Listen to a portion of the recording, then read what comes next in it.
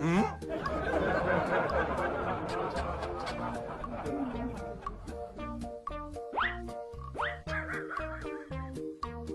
gotta lay it down. You're a jerk. You're ruining my plan. And you know, to be able to go through those progressions and What? it's important, especially for the quarterback. Welcome to Jurassic Park.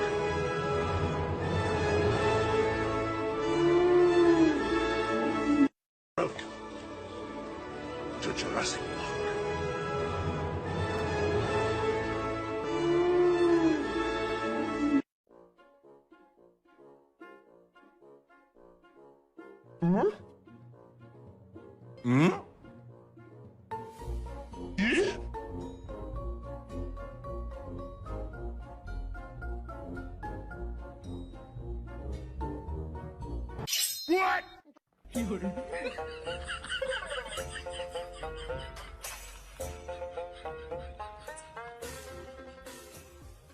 What? Ah! What?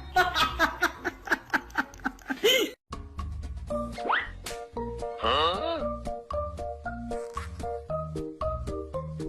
What? Ready, go!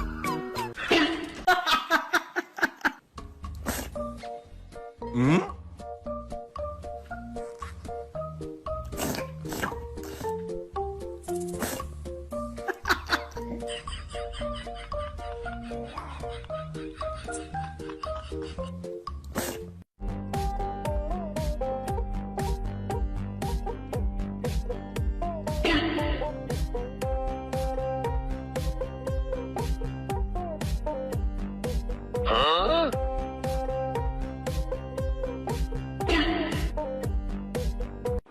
Come check this.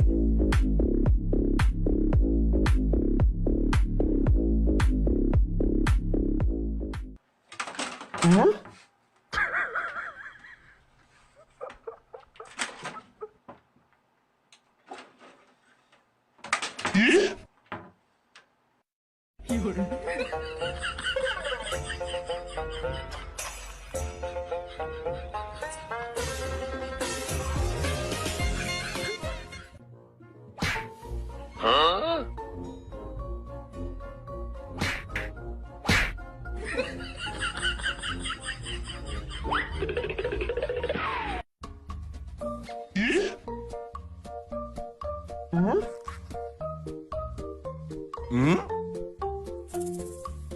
What?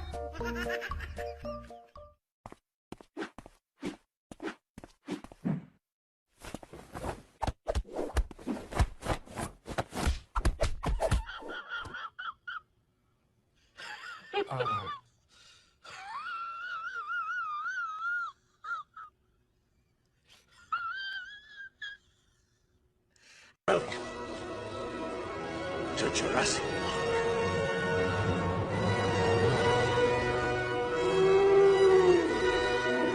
Welcome to Jurassic Park.